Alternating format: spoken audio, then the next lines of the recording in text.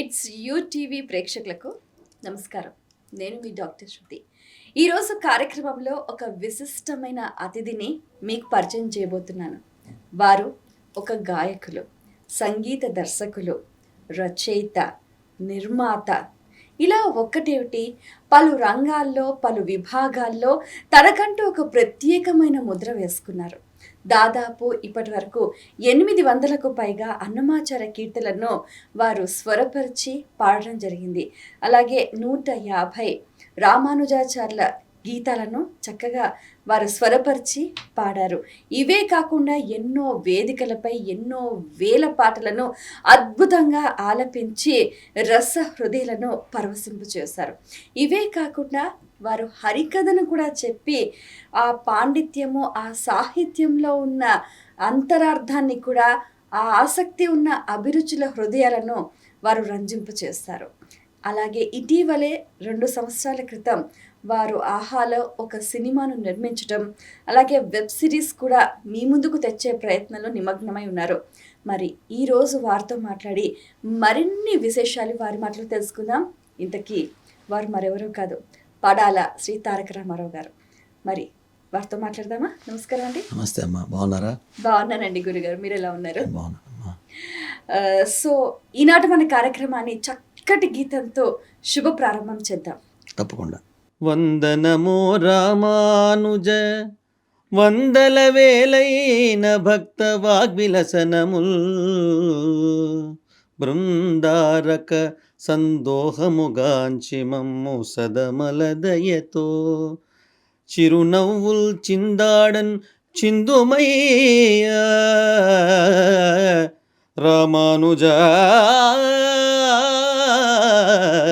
రామానుజ.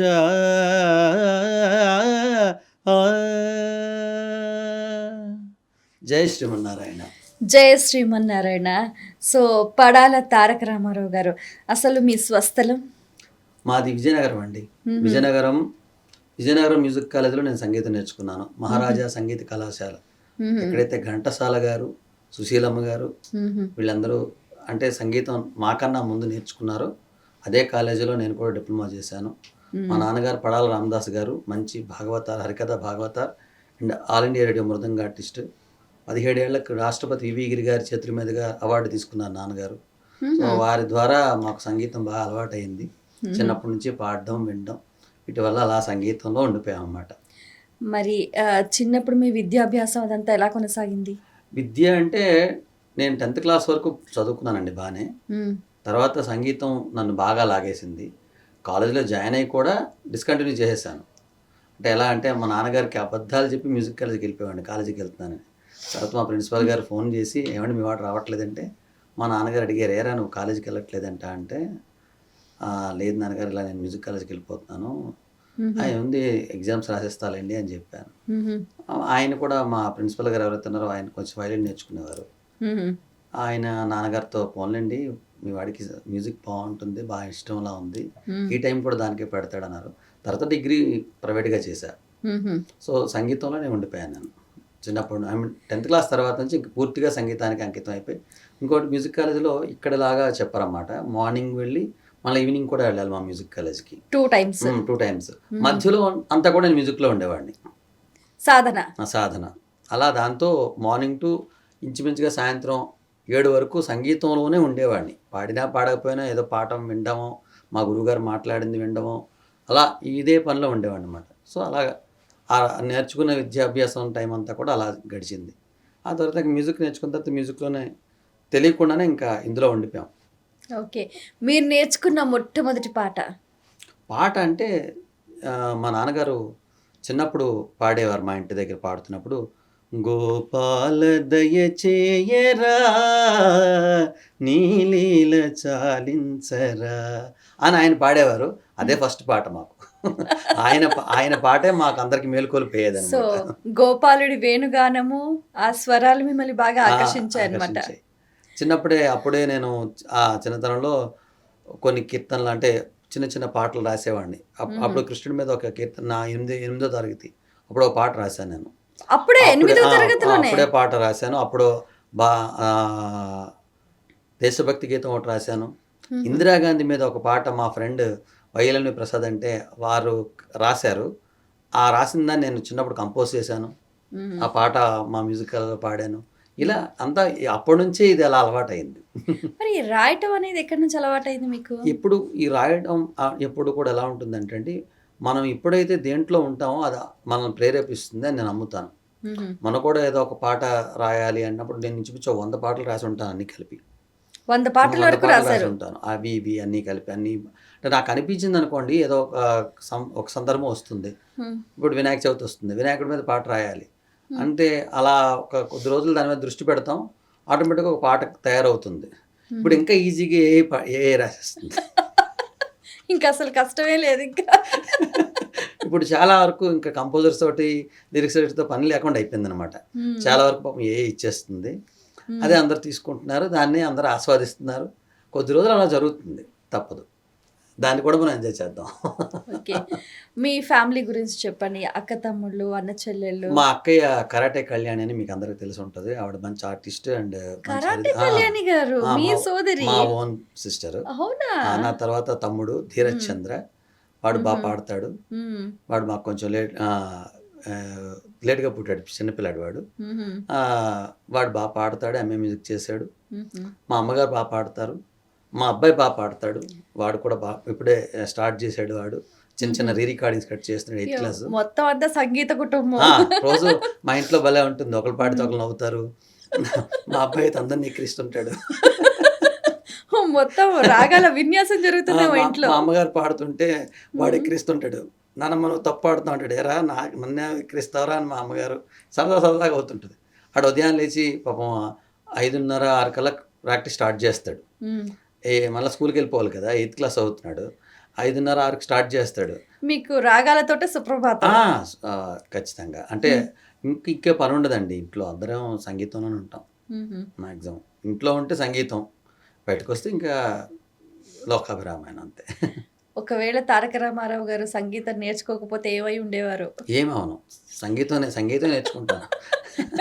ఏమి అంతే. ఇప్పుడు సంగీతం కాబట్టి అంటే నేను చెప్పడం ఏంటంటే మా మా ఊర్లో నాతో పాటు చదువుకున్న మా ఫ్రెండ్స్ కానీ ఇప్పుడు ఎవరికైనా పిల్లలకు కానీ నేను ఇప్పుడు ఇలా ఉన్నానంటే సంగీతమే కారణం అని చెప్తాను. అంటే మా ఊరు నుంచి వచ్చి నేను ఒక సినిమా తీసే లెవెల్లో నేను ఉన్నాను అంటే, ఇప్పుడు సినిమా తీసి 2 సినిమాలు తీసి నాకంటూ ఒక స్టూడియో ఉండి దాంట్లో కొంతమంది ఎంప్లాయీస్ని పెట్టుకొని ఒక ఎడిటరు, సౌండ్ ఇంజనీరు, 5.1 వాడు అందరూ పెట్టుకొని ఉన్నానంటే ఏదో భగవంతుడు ఇచ్చిన సంగీతమే కదా అని నేను గర్వంగా చెప్తాను. ఎవరైనా సంగీతం నేర్చుకోండి అంటే కూడా సంగీతం నేర్చుకోండి అని చెప్తాను. క్లాసెస్, సంగీతం, నెక్స్ట్ అన్నిటికన్నా స్వామివారి అనుగ్రహం, చిన్నజీర స్వామివారి అనుగ్రహం, ఇటీవల ఎలా అవుతుంది. మీ గురువు గారి గురించి చెప్పండి. మా గురువు గారు విజయనగరం మ్యూజిక్ కాలేజ్ అని చెప్పాను కదా, అక్కడ రాజ్యలక్ష్మి గారని మేడం ఉన్నారు. ఆవిడ దగ్గర 3 ఏళ్ళు నేర్చుకున్నాను. తర్వాత 1 ఇయర్ కేవి బ్రహ్మానందం గారి దగ్గర నేర్చుకున్నాను. ఆ తర్వాత డిప్లొమా బిఏ నారాయణ గారని వారి దగ్గర నేర్చుకున్నాను. వారు అద్భుతమైన గాయకులు. వీళ్ళందరూ మంచి గాయకులే. నారాయణ గురువు గారు చాలా అద్భుతంగా ఏదైనా పాడగల కెపాసిటీ. అంటే ఇటువైపు ఘంటసాల గారు లాగా పాడగలరు ఆయన, ఇటువైపు జేసుదాస్ గారు అంత అద్భుతంగా పాడగలరు.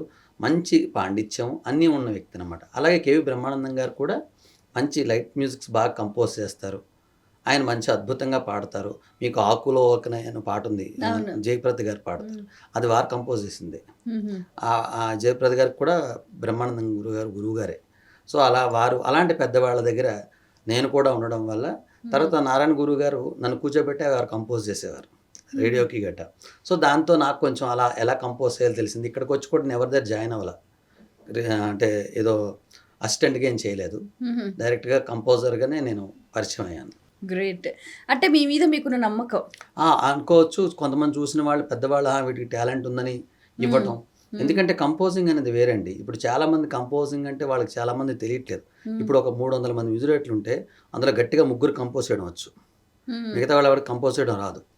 వాళ్ళు చేసాం అనుకుంటారు.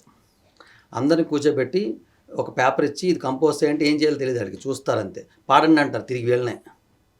అంత అమాయకులు ఉన్నారు మ్యూజిక్ డైరెక్టర్లు ఇప్పుడు చాలామంది. అది ఒక పేపర్ ఇచ్చి మంచి పాట ఇచ్చి ఇది కంపోజ్ చేయండి అని అనుకోండి, అది చూసేవాళ్ళు ఇది పాడండి అంటారు. మరి నువ్వెందుకు ఉన్నవారు కంపోజ్ చేయవచ్చు అంటే నేను మ్యూజిక్ చేస్తానంటాడు. అంటే కంపోజింగ్కి మ్యూజిక్కి తేడా తెలియని మ్యూజిక్ డైరెక్టర్లు మన హైదరాబాద్లో కుప్పలు తెప్పలుగా ఉన్నారు. మరి ఇంత కాంపిటీషన్లో మరి మీరు ఎలా రాణిస్తూ వస్తున్నారు? చెప్పాను కదా, సంగీతం. సంగీతం ఎప్పుడైతే మనల్ని అంటే సంగీతం మనల్ని ఓన్ చేసుకోవడం, మనం సంగీతాన్ని ఓన్ చేసుకోవడం రెండు ఉంటాయి కదా. అమ్మ మనల్ని దగ్గర తీసుకుందాం అనుకోండి, వాడి పాటిస్తే బాగుంటుంది. సరస్వతీదేవి ఎప్పుడైతే దగ్గర తీసుకుందో అంతో ఎంతో వాడు రాణిస్తాడు. అలా రాణించే వాళ్ళు చాలామంది ఉన్నారు. ఇక్కడ సంగీతం అనే కాకుండా పాడడం అనేది ఒకటి ఉంటుంది. ఇక్కడ చాలా రకాలు ఉంటాయండి. పాడడం, కంపోజ్ చేయటం, మ్యూజిక్ చేయటం, పాట రాయటం, మళ్ళీ దాన్ని కొంచెం ప్రొడ్యూస్ చేసుకొని పాట బయటికి రిలీజ్ చేయటం, ఇవన్నీ నా ఒక్కడికే ఉండడం లక్. సో ఒక్కొక్క దానికి అంటే టైం పడుతుంది కదా? పడుతుంది. టైం అంటే ఎంత పడుతుంది? ఒక పాటకి మీరు ఎంత సమయం తీసుకుంటారు? నాకు 2 గంటలు పడుతుంది. 2 hours ఇట్స్ ఎనఫ్. అంటే మొత్తం పాట బయటకు వచ్చేయడానికి. ఒక పాట లిరిక్ వస్తే మీరు స్వరపరిచిన ఫస్ట్ పాట ఏదైనా ఉంటే పాడండి చక్కగా. ఫస్ట్ పాట లేకపోతే మీకు నచ్చిన పాట? నాకు నచ్చిన పాట అంటే పాడతాను, శృతి పెట్టుకుంటా. పెట్టుకోండి.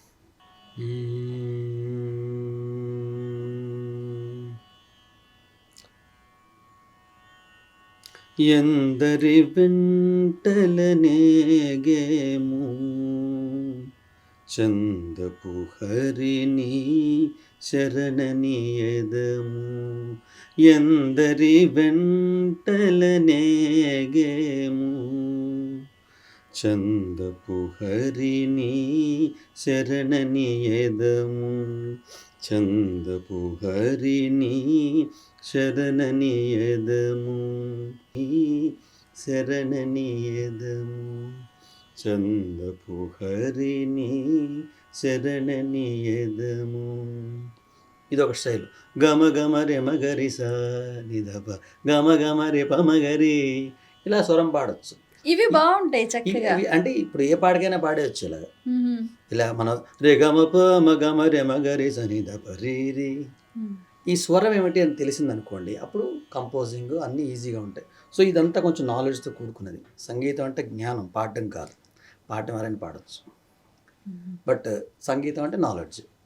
ఆ జ్ఞానం ఉండేటప్పుడు ఎందరి వెంటల అన్న రేగమ పప దప అని పాడడం. సో ఇది మీకు తెలియదు అంటే బయటికి వినిపిస్తుందా? లేదు కదా. ఎందరి వెంటల నీకేం మాత్రం వినిపిస్తుంది.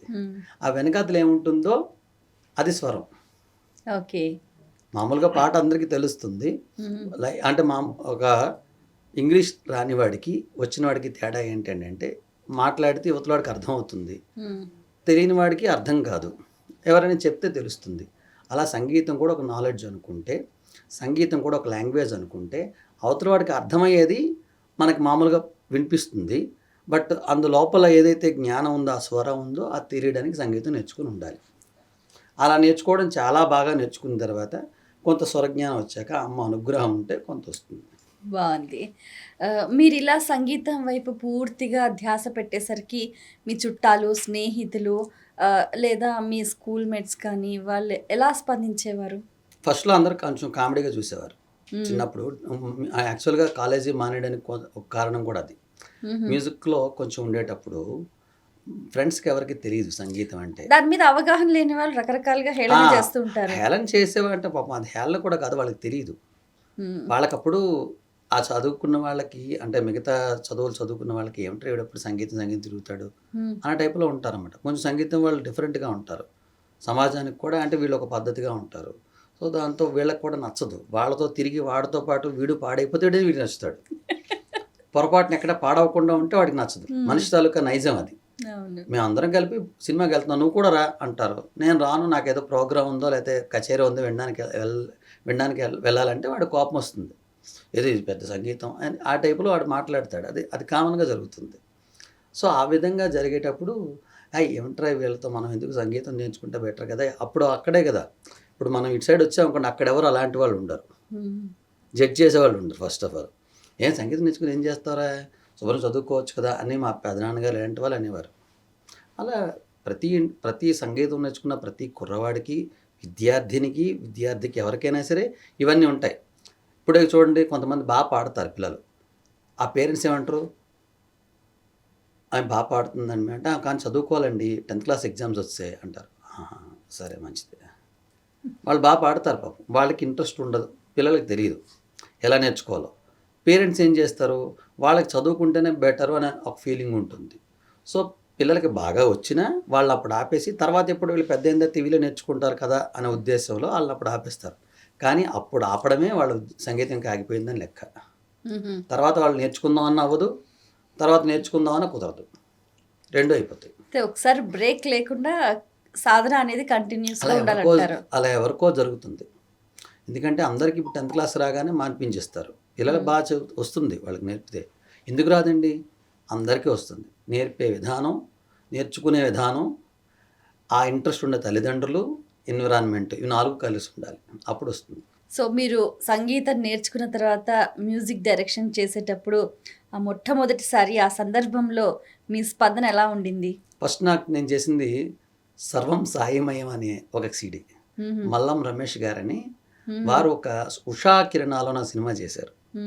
దానికి కొద్ది రోజులు నేను సంగీతానికి ఒక అసిస్టెంట్ లాగా అనుకోండి, సరదాగా వారికి చేశానన్నమాట.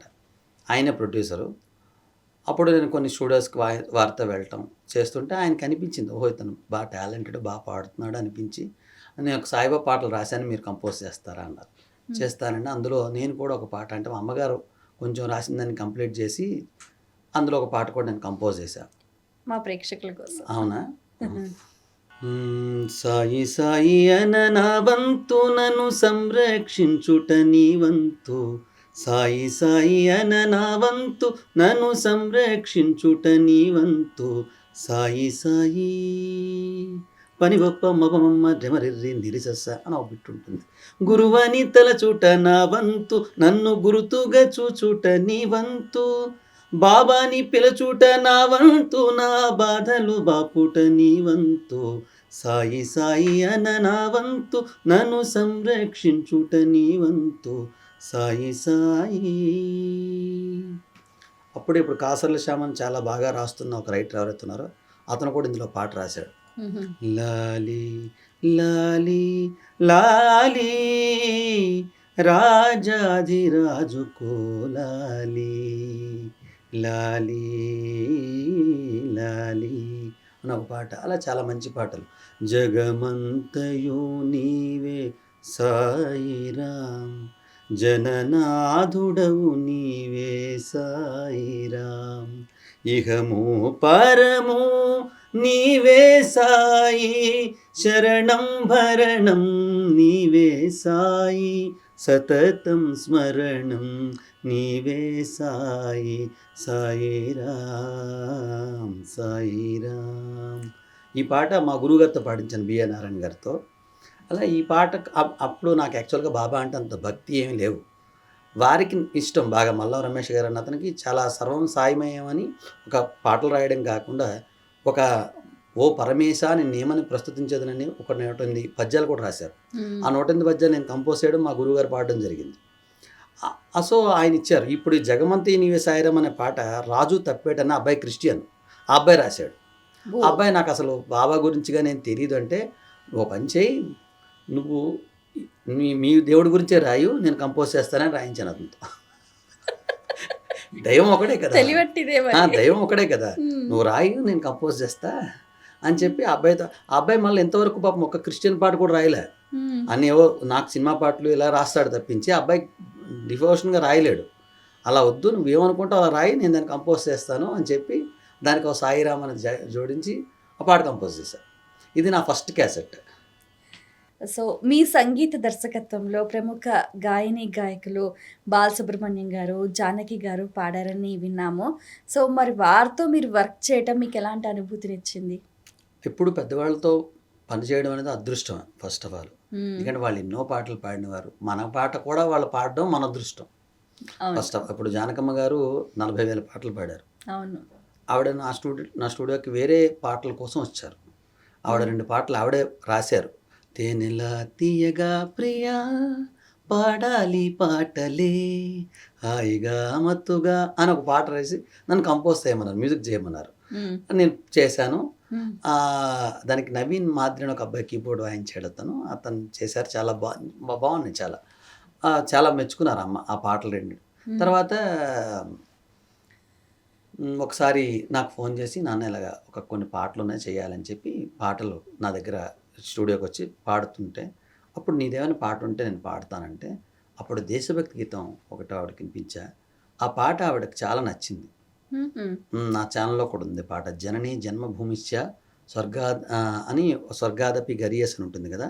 అది పాడి ఆ ముక్క పెట్టిన తర్వాత అది లోకేష్ అన్న అబ్బాయి రాశాడు. ఆ పాట వింటూ ఆవిడకి ఎలా అనిపించిందంటే, "ఈ పాట నా కోసమే రాశారా?" అని అడిగారు. అంటే అంత బావుందనమాట. అంటే అందులో "కంటి కడలిలో నురగలెత్తిన కలల అలలలోన" అంటే నేను వెళ్ళిపోయినా కూడా నా పాట ఈ గాల్లో ఉండిపోవాలని ఉంటుందన్నమాట. దానికి ఆవిడ బాగా కనెక్ట్ అయ్యారు. కనెక్ట్ అయ్యి "నా కోసమే రాసినట్టుంది రామారావు ఈ పాట" అని చెప్పి చాలా బాగా అద్భుతమైన పాట. ఆవిడ అంత బాగా పాడారు. ఆవిడ పాడడం బాగా అనే మాట మనం అనకూడదు. అది జరుగుతుంది. సూర్యుడు ఎలాగైతే ప్రకాశిస్తాడో వాళ్ళ పాటలు అంత బావుంటాయి అనుకో. అలాగే బాలు గారితో 3 పాటలు పాడించాను. జిఆర్ స్వామి వారి మీద ఒక మంచి పాట, పద పదమంటూ అని పాట చేశాను. తర్వాత మా ఊరు అమ్మవారు చింతామణి అమ్మవారి మీద ఒక పాట చేశాను, వారే పాడారు. ఇంకొక పాట బాలుగారికి మంచి ఫ్రెండ్ అబుదాబిలో ఉంటారు, ఆదిభట్ల కామేశ్వర శర్మ గారు, వారు రాసిన పాట బాలుగారు పాడారు. అది ఆదిభట్ల నారాయణ దాస్ గారి గురించి రాశారు. నడ నేర్చిన కచ్చపి నాదం నడయాడిన స్వరముల వేదం అని అది వారు పాడారు. 3 పాటలు పాడారు బాలుగారు, జానకమ్మ గారు, విజయదాస్ గారు పాడారు. ఓకే, విజయదాస్ గారు పాడారు. తర్వాత మను గారు పాడారు. నాగూర్బాబు గారు పాడారు. నాగూర్బాబు గారితో కూడా పాడించాను. తర్వాత శంకర మాధవన్ గారితో పాడించాను. మోడీ గారు వచ్చారు, మీకు గుర్తుందా? జిఆర్ స్వామి వారి దగ్గరికి రామానుజుల వారి విగ్రహం ఓపెన్ చేయడానికి మోడీ గారు వచ్చారు కదా, అప్పుడు బ్యాక్గ్రౌండ్ లో పాట వచ్చింది. అదిగో శ్రీరామానుజ గణ గుణ గణ జయధ్వజం వినరు ప్రతి గుండె సడిగా ఆరెపరెప అనుక్షణం, వైకుంఠం విడిచి మహిని నడయాడిన శేషువే విశ్వ ప్రేమయ మతమనే 1000 ఏళ్లకు పూర్వమే శ్రీమన్నారాయణీయ చిదానంద లాస్యమై బోధాయన బుధ విధాన బ్రహ్మ సూత్ర భాష్యమై అదిగో అని ఒక పాట ఉంటుంది. అది శంకరమోహన్ గారు పాడారు. అలా ఇప్పుడు త్వరలో కూడా మీరు ఎలా పాడుతుంటే కూడా కంటిన్యూస్ గా చక్కగా ఉంది అసలు. పాట గొప్పతనం అది. రాసిన వారు రాంభట్ల నృసింహశర్మ గారు. ఇక్కడ నేను చెప్పిన ఈ రైటర్స్ అందరికీ నేను చెప్పిన ఏ రైటర్కి కూడా పాడడం రాదు. అదే నా అదృష్టం. లేకపోతే వాళ్ళు నేనే చేశాను కంపోజింగ్ అని వాళ్ళు అనుకోవడం, నేను కాదని నేను నిరూపించుకోవడం అనేది ఆ గోల్ లేకుండా ఎవరికి పాడడం రాదు. నేను ఫస్ట్ ఆఫ్ ఆల్ ఎవరికి పాడడం రాదో కేవలం రాయడం వచ్చా వాళ్ళనే రైటర్గా పెట్టుకుంటాను. సో పెద్ద వాళ్ళతో పనిచేసేటప్పుడు మీరు ఏదైనా హోంవర్క్ చేసుకునే వాళ్ళ? మన పనే కదండి అది. రోజులు దోశ వేసేవాడు కొత్తగా ఏం వేస్తాడు.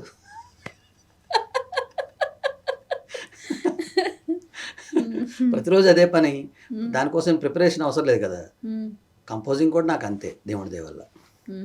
కొత్తగా వాళ్ళు కాకపోతే మ్యూజిక్లో మాత్రం ఖచ్చితంగా కేర్ తీసుకుంటాం. ఇప్పుడు నేను పాడేటప్పుడు మ్యూజిక్ ఎలా ఉన్నా పర్లేదు అనిపిస్తుంది, బట్ వాళ్ళకి వెళ్ళేటప్పుడు మ్యూజిక్ బాగుంది అని వాళ్ళు ఫీల్ అవ్వాలి కదా. సో దానికోసం కేర్ తీసుకుంటాం, మాట రాకుండా చూసుకుంటాం. అంటే మ్యూజిక్ ఆ రిచ్నెస్ లేదనుకోండి, వాళ్ళు ఫస్ట్ పాటను పాడరు, మనల్ని ఫస్ట్ ట్రాక్ పంపించమంటారు పెద్దవాళ్ళు. వాళ్ళకి నచ్చితేనే పాడతారు, తెలుసా మీకు? అవును, ఏది పడితే అది పాడారు. వాళ్ళు పాడారు అంటే డబ్బుల కోసం ఏదో పాడారు. నాకైతే అంటే చెప్పకూడదు కానీ కొన్ని చెప్పాల్సిన విషయం వస్తుంది. శంకర్ మోహన్ గారు నాతో చెప్పారు, ఆయన 5 లక్షలు అలా పడేసి ఒక మ్యూజిక్ డైరెక్టర్ నువ్వు ఇక్కడ నుంచి వెళ్ళిపోతే కానీ పాడని చెప్పారట, మన టాలీవుడ్ మ్యూజిక్ డైరెక్టర్ ఒక అతన్ని. అదే శంకర్ మోహన్ గారు నాతో చెప్పారు. అంటే నువ్వు ఇక్కడ నుంచి వెళ్ళిపోతే కానీ నేను పాడని చెప్పారట. ఆయనకి మ్యూజిక్ అంటే ఏం తెలియదు, ఆయన మ్యూజిక్ డైరెక్టర్ ఎలాగయ్యాడు, అసలు ప్రొడ్యూసర్స్కి డైరెక్టర్స్కి ఎవరికి బుర్రలేదు టాలీవుడ్లో అని అన్నారు. ఆయన అంత కోప్పడ్డారు. మనం ఏం చేస్తాం, కానీ ఇప్పుడు అలాంటి వాళ్ళు చాలామంది మ్యూజిక్ చేస్తున్నారు ఇప్పుడు అద్భుతంగా.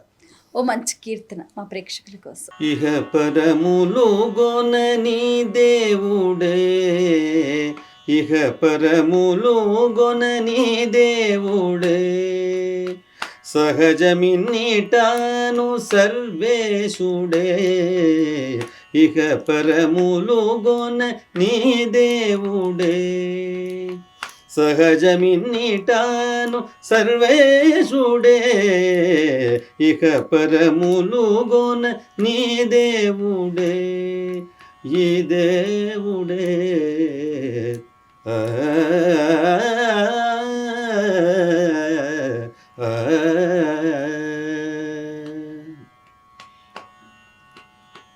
మేలుకొని ఉండినాను, మించి నిద్రించినాను, కాలము కొనలవాడు ఘనుడీ హరే.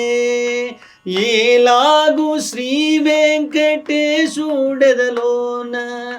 కీలు విచారించితే కృష్ణుడితడే, కీలు విచారించితే కృష్ణుడితడే.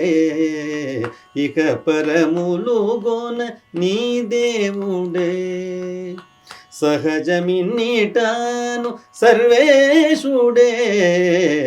ఇహ పరములుగోన నీ దేవుడే, ఈ దేవుడే. ఆ నా నా నా నా నా. బాగుంది. అయితే అందరికీ తెలిసిన పాటలు అంటే ఇప్పుడు మీరు పాడే కీర్తనలు ఇవి చాలా గోప్యంగా పెద్దగా అంటే తెలియని పదాలతో ఉన్నట్టుగా అనిపిస్తోంది. ఇవన్నీ అన్నమాచార కీర్తనలండి. ఇప్పుడు నేను పాడిన మ్మ్. రెండు కూడా మ్మ్. నా ఉద్దేశం ఏంటంటే, ఎప్పుడు మనం పాడుతున్నా ఏదో కొత్తది జనాలకి చెప్పాలి. మ్మ్. రోజు అందరూ పాడతారు కదా, కొండలో నేను కొన్న అదివో అల్లదివో, ఎవరిని పిలిచినా పాడతారు కదా, దానికి నేను ఎందుకు అనిపిస్తుంది నాకు. నేను ఎక్కడికి వెళ్ళినా కూడా ప్రోగ్రాంలో కూడా వాళ్ళు వింటారా వినరా ఇవేవి నేను పట్టించుకోను. హాయిగా నా పాటలు నేను పాడి వస్తా. అంటే నావి మీన్స్ అన్నమయ్యేవి. మ్మ్. అన్నమయ్యవి కొత్తవి పాడతాను, పాత అందరూ పాడతారు. కొంతమంది ఈజీ కదా అని అవే పాడేస్తారు. అవును. ఇప్పుడు పిడికిట తలంబ్రాల పెండ్లి కూతు ఇవన్నీ పాడిను. జగడపు చనవుల జాజర అదివో అల్లదివో శ్రీ అన్నీ పాడేచ్చు. మ్మ్. టైం అయిపోతుంది మళ్ళీ అందరూ అదే పాడారు అనుకుంటారు. సో కొత్తగా పాడితేనే కదా మనమేంటో తెలుస్తుంది. అలాగే అన్నమాచార్య కీర్తనలు కనీసం నా ద్వారా ఒక 2 కీర్తనలు బయటకు వెళ్తాయి. ఓ ఇది ఎవరిదిరా అని ఆలోచించేవాడు ఆలోచిస్తాడు, ఎక్కడిది ఈ కీర్తనని వెతికేవాడు వెతుకుతాడు. మనం చేసే ప్రతి పనిలో ఎక్కడో ఒక దగ్గర స్వామిని గురించి కొత్త విషయం బయటికి తెలియాలని నేను తాపత్రయపడుతుంటాను. చాలా గొప్ప ఆలోచన. ఇప్పుడు ఇహపరమున గుణ ఈ దేవుడే సహజమినిటాను సర్వేశ్వరుడే. ఎప్పుడు వినలేదు మేము. ఎప్పుడు వినుండరు. మ్మ్. మీరే కాదు, ప్రేక్షకులు కూడా వినుండరు. మ్మ్. ఎందుకంటే నేను కంపోజ్ చేస్తాను, నా ఛానల్లో ఉంటాయి. నా ఛానల్ ఎంతమంది చూస్తారు? సో ఎవరు చూస్తారు, వీళ్ళు ఎవరో చూస్తారు, ఏది చేయకూడదు. మన పని మనం చేసుకుంటూ వెళ్తే ఆయన అన్నీ చూస్తాడని నమ్మేవాడు నేను. అంతే. పూర్తిగా నమ్ముతాను. ఏదో అలా అలా చెప్పి నమ్మడం కాదు. నా పని నేను చేస్తాను, తర్వాత ఆయన వదిలేస్తా. అది చాలా ఉచితమైన ఆలోచన అది. మ్మ్. దాదాపు 800 పాటలు పాడారట మీరు అన్నమాచార్యకి. 800 దాకా కంపోజ్ చేశానండి. అన్నీ రెడీగా ఉన్నాయి, వెళ్తున్నాయి. అలాగ అంటే చేస్తూ పోతుంటే అంటే నా ఉద్దేశం ఏమో స్వామి ఎంతవరకు అనుగ్రహిస్తాడో తెలియదు. మ్యాక్సిమం నా వల్ల కొన్ని బయటికి రావాలని కోరిక అయితే ఉంది. దానికి మా అమెరికాలో నాకు స్టూడెంట్ ఉన్నారు, జ్ఞానముకులిత అని. ఆవిడ కరెక్ట్గా ఒక్కరోజే నా దగ్గర సంగీతం నేర్చుకొని కొన్ని పాటలు 7 పాటలు నేర్చుకున్నారు అప్పుడు కోవిడ్ టైంలో. ఈ పాటలు ఎన్ని ఉన్నాయి గురుగారు అంటే, చాలా ఉన్నాయండి అన్నాను. మనం ఎన్ని బయటికి తీసుకురావచ్చు అన్నారు. 108 చేద్దామా అన్నాను. 108 అని ఆవిడ ఫిక్స్ అయ్యి 108కి ఎంత ఖర్చు అవుతుందో ఆవిడ ఒక్కవిడే పెడుతూ నాచే చేస్తున్నారు. అలాంటి వాళ్ళు ఉన్నారు. గ్రేట్. అంటే ఆ సంగీతాభిరుచి ఉన్నవాళ్ళు, ఆ కళ మీద ఆసక్తి మక్కువ ఉన్నవాళ్ళు. చెప్పాను కదా, ఆవిడే ఎందుకు జాయిన్ అవ్వాలి? చూసారా, ఆవిడేమని మాకు చుట్టం కాదు, ఎవరు తెలిసిన ఆవిడ కాదు. ఒకరోజు క్లాసులో పాఠం బాగా చెప్తున్నారు మాస్టర్ అని ఆవిడ పరిచయం అయ్యి, మీరు ఇలాంటి పాటలు చేశారు కదా, ఎన్ని పాటలు ఉన్నాయి ఇలా అన్నారు. చాలా ఉన్నాయండి అన్నారు. బయటికి ఎలా తేవాలండి, రికార్డ్ చేయాలండి అన్నాను. ఎంత అవుతుంది ఖర్చు? ఇంత అవుతుంది అన్నారు. నేను పెడతాను, మీరు చేయండి అన్నారు. అంతే. అన్న మాట మీద అలాగే చేశారు ఆవిడ. 108కి నాకు స్పాన్సర్ చేశారు, నేను పాటలు చేస్తున్నాను. ఇప్పటికో 90 అన్నాయి, ఇంకో 18 ఉన్నాయి, అయిపోతాయి కూడా. చాలా బాగున్నాయి, మంచి పాటలు వచ్చాయి. ఆవిడ స్వామి అనుగ్రహం. ఎందుకంటే మనిషి మనసు మంచిదైతే ఆటోమేటిక్గా మంచి పాటలే వస్తాయి. అంటే కాదా అండి అని కాదు, కొంతమంది ఈ మధ్యన చూసారా మీరు, వివాదాలు ఎక్కువ అవుతున్నాయి పాపం. ఏదో పాట పాడడం, దాని గురించి వివాదం చుట్టూ తిరగడం. మీరు ఇలాంటి కాంపిటీషన్స్లో పార్టిసిపేట్ చేశారా? అంటే ఇక్కడ ఒకటి ఉందండి, నేను కాంపిటీషన్ లెవెల్ కాదు, నేను జడ్జి లెవెల్. సుప్రీం. సో అందుకని కాంపిటీషన్కి ఒకటి మనం వెళ్ళకూడదు. ఒకటి 2 కాంపిటీషన్కి వెళ్తే ఏం పాడాలి మీరు? వాళ్ళు పాడమన్నవి పాడాలి. సో నాకు అది నచ్చదు. సో మోనార్క్ అలా అని కాదు, ఒకటి పాడారు కదా వాళ్ళు, వారు పాడింది బాగుందిగా, నువ్వెందుకు దాన్ని పాడు చేయాలంటాను నేను. బాలుగారు మంచి పాట పాడారు, బాలుగారు పాడింది విను. ముందుగా క్యాసెట్ ఉంది, టీవీలు ఉన్నాయి, వేసుకొని చూడొచ్చు. ఏమంటే వాటి మళ్ళీ వీళ్ళకి తిరిగి బాలుగారులాగే పాడేశారు. ఎలాగవుద్ది, బాలుగారులో ఎలా పాడేస్తావు నువ్వు? బాలుగారు పాడారు, నీకు ఇంట్రెస్ట్ ఉంది పాడాలని, దండం పెట్టుకొని బాలుగారిని స్మరించుకుంటూ పాడు.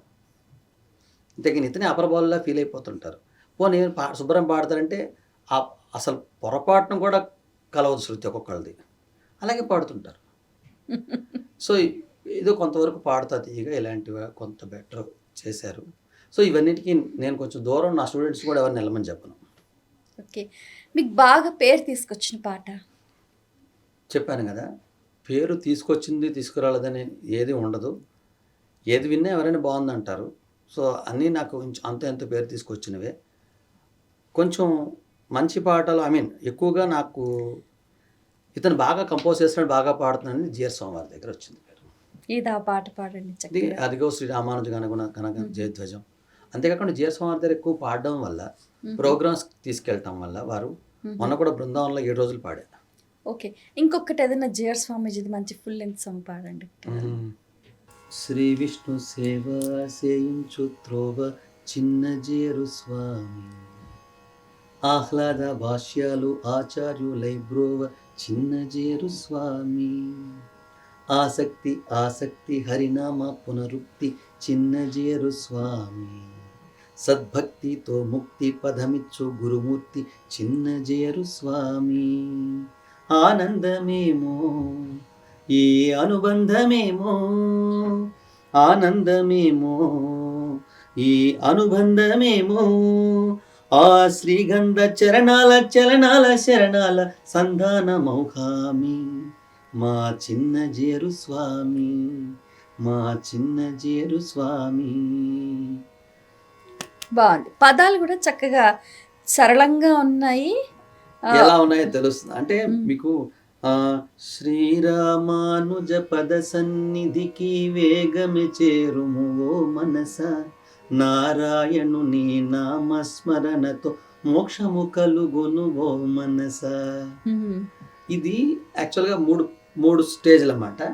ఆ 3 స్టేజ్ల్లో మనకి ఎలా ఉంటుందంటే పాట, శ్రీరామానుజ పద సన్నిధికి పాట, శ్రీరామానుజ పద సన్నిధికి వేగము చేరుము ఓ మనస, నారాయణుని నామస్మరణతో మోక్షము కలుగును ఓ మనస, నారాయణుని నామస్మరణతో మోక్షము కలుగును ఓ మనస, నారాయణుని నామము పలుకగా మోక్షమునిచ్చును ఓ మనస. పరమపదపు తాళపు చెవులను రామానుజ స్వామికి ఇచ్చెనట, ఆ మాటను సింహాద్రి అప్పడే స్వయముగా తాను చెప్పెనట. దీనికి ఒక చిన్న కథ ఉందన్నమాట. అదొకసారి స్వామివారు ఇలాగా ప్రవచనంలో చెప్తున్నారు. సింహాచలంలో కరి నారాయణాచార్యులు అని ఒక ఆయన ఉండేవారట. వారు మంచి అంటే పాడేవారు, మంచి గాయకులు. ఆయన పాడుతుంటే సింహాద్రాపన వచ్చి డాన్స్ వేసేవాడట. అయితే అప్పుడు ఒక పెద్ద ఆయన ఎవరైతే రామానుజాచార్య స్వామి మొత్తం పర్యటన చేస్తూ సింహాచలంకి వెళ్తే ఇలా కరినారాయణాచార్యులతోటి స్వామి మాట్లాడతారంట అని తెలిసిందట. వెంటనే రామానుజాచార్యులు వెళ్ళి, స్వామి మీతో స్వామి మాట్లాడేటప్పుడు, మీతో మాట్లాడుకున్నప్పుడు నాకు మోక్షం ఉందా లేదా అని కనుక్కోండి అన్నారట. అంటే ఈయన కొంచెం ఒక గర్వం ఉండేదట ఆయనలో, స్వామి నాతో మాట్లాడతాడని.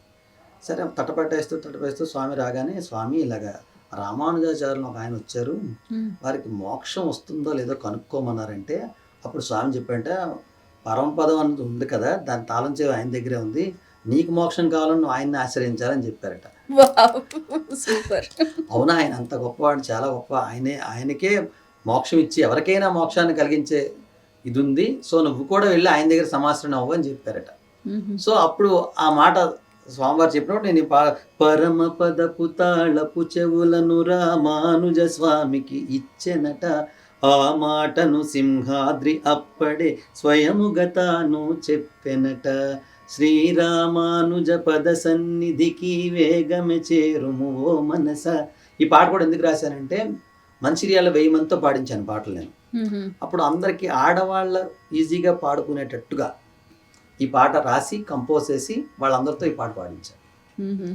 అలాగే కలిలో జనులకు ఊరట నివ్వగ మంత్రము తాను చెప్పెనట, జనులందరూ నారాయణ అనిన పరమ పదము మరి తథ్యమట, మునుపెన్నడొ పెద జీయరు స్వామి ఆ స్థలమునకు వచ్చిరట, ఆ పుణ్యము స్వామి కృపయో సమతామూర్తే వచ్చెనట, శ్రీరామానుజ పద సన్నిధికి వేగమ చేరును ఓ మనస, నారాయణు నీ నామము పలుకగ మోక్షమునిచ్చును ఓ మనస, సమతామూర్తిని స్థాపించగ శ్రమలెన్నిటినో మరి ఓర్చెనట, చినజీయరు సంకల్ప దీక్షతో దైవమయిట వేంచేసెనట, శ్రీరామానుజ ఇదంతా ఈ పాటంతా కూడా స్వామివారి ఏదైతే చెప్పారో అవన్నీ ఉంటాయి ఈ పాటలో.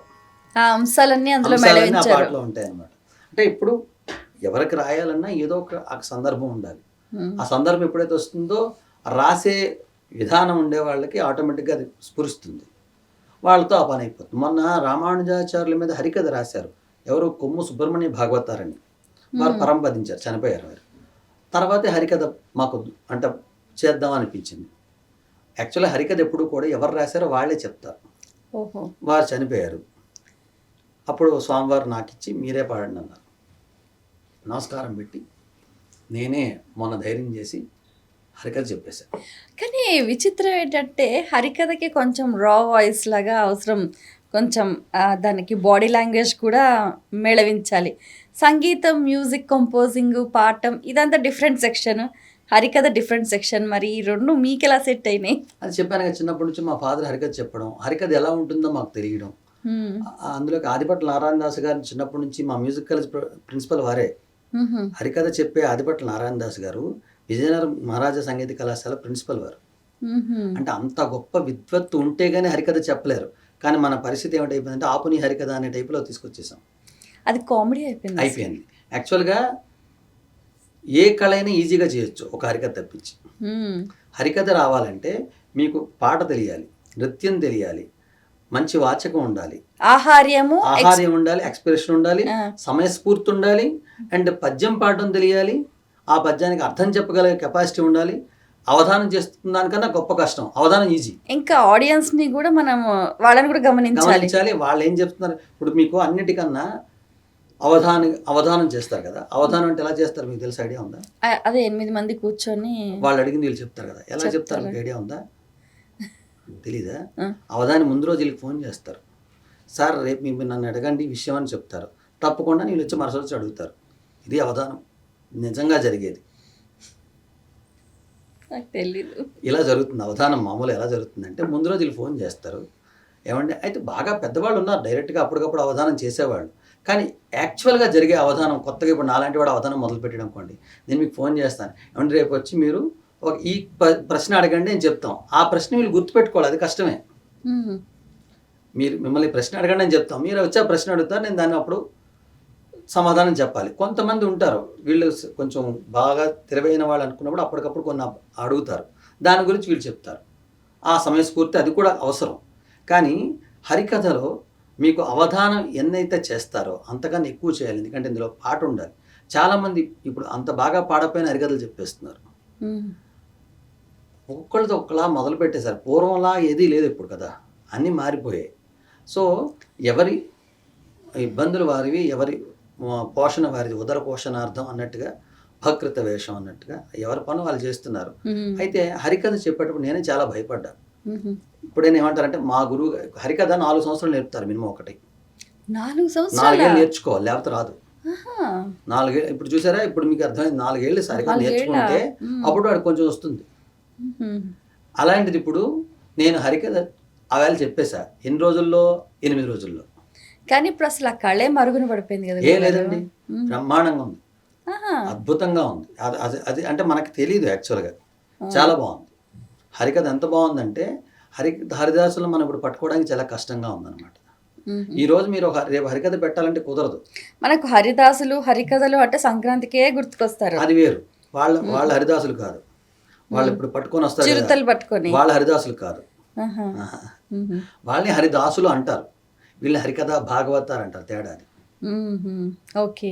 ఆ డిఫరెన్షియేట్ మనం లేదు చాలా మందికి, వాళ్ళే అనుకుంటారు వీళ్ళు కూడా చాలా మంది.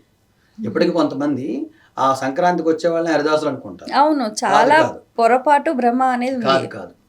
ఇప్పుడు వీళ్ళు ఈ హరిదాసులకు చాలా మందికి పద్మశ్రీలు వచ్చాయి, హరికథ భాగవతాలకి పద్మశ్రీలు వచ్చాయి చాలా మందికి. మ్మ్. సో అలా కోట సత్యనారాయణ శాస్త్రి గారు వారు పాడితే బాలమురళి గారు కూడా పొంగిపోయేవారట, అంత బాగా పాడేవారు. ఆయనే చనిపోయారు. ఇంకా చాలా చాలా అద్భుతమైన కళాకారులు. ఇప్పుడు మన ఆదిభట్ల నారాయణ దాస్ గారు మైసూరు వెళ్తే, అక్కడ మైసూరులో పాడితే రాజుగారు వచ్చి మీకు ఏం కావాలని అడిగితే, ఈయన నాకు ఇక్కడ బెంగళూరు వంకాయలు బాగుంటాయట, అవి నాకు ఇప్పించండి 1 కేజీ అన్నారట.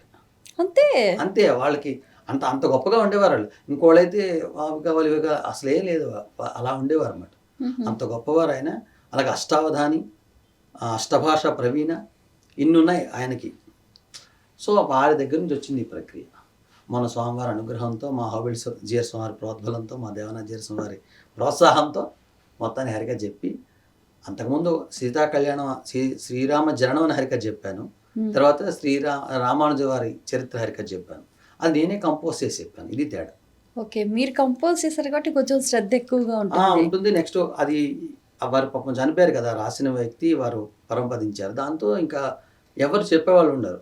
నేను అందుకే ముందు మొదలు పెట్టేటప్పుడు ఏం చెప్పానంటే, ఈ కథను మాకు ఉపదేశించిన గురువులు అని చెప్తాం. ఇక్కడ ఎవరు లేరు కాబట్టి అందరూ నా గురువులే అని చెప్పి మొదలుపెట్టేశాను. హరికథలు చెప్పేవాళ్ళందరూ నా గురువులే అని మొదలుపెట్టి హరికథ చెప్పాను. స్వామివారు మంగళ ఒక స్టైల్ ఏదన్నా, ఒక స్టాంజా ఏదన్నా అంటారా హరికథలో? ఇప్పుడు మంజరిలను ఉంటాయండి హరికథలో,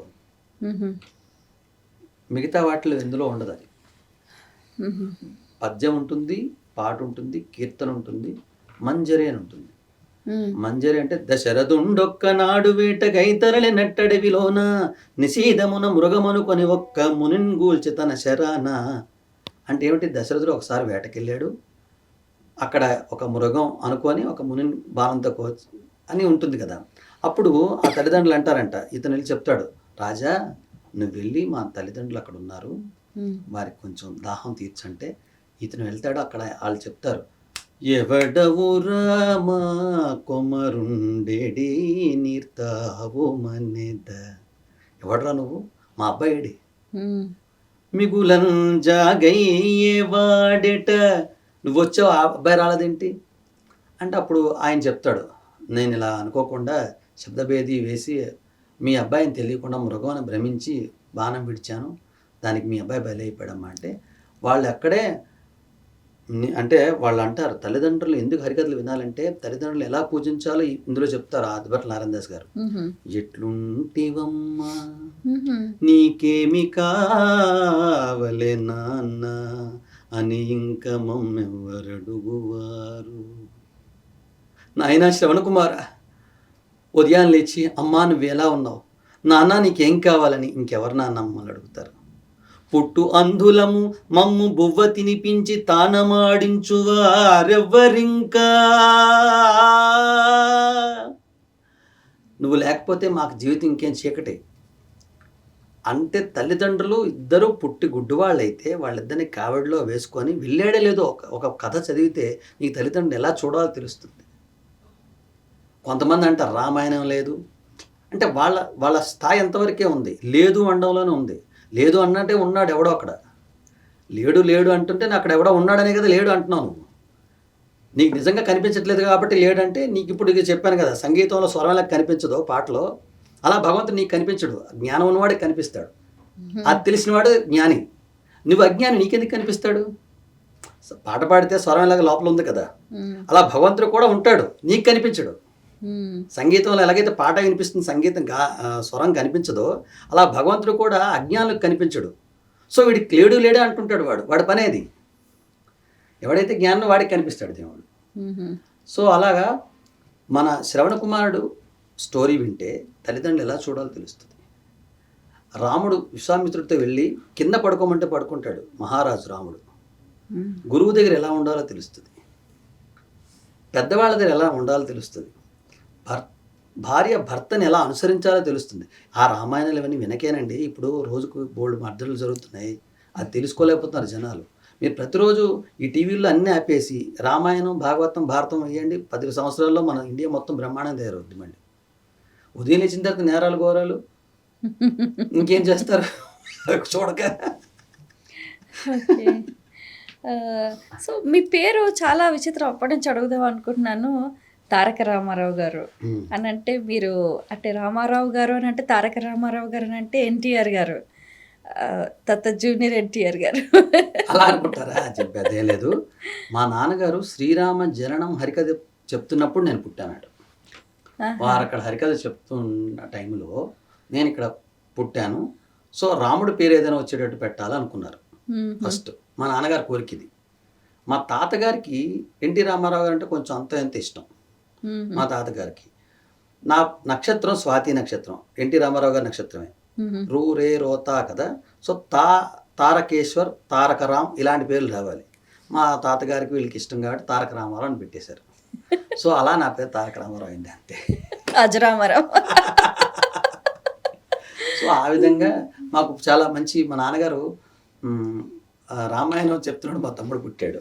సీతా కళ్యాణం చెప్తున్నాడు, మా అక్కయ్య పుట్టింది. ఇలాగ మాకు మా ఇంట్లో ఒక చరిత్ర అందరికీ కూడా భగవత్ సంబంధం, కథలతో సంబంధం. మొత్తం రామాయణం విని పుట్టాడు వాడు.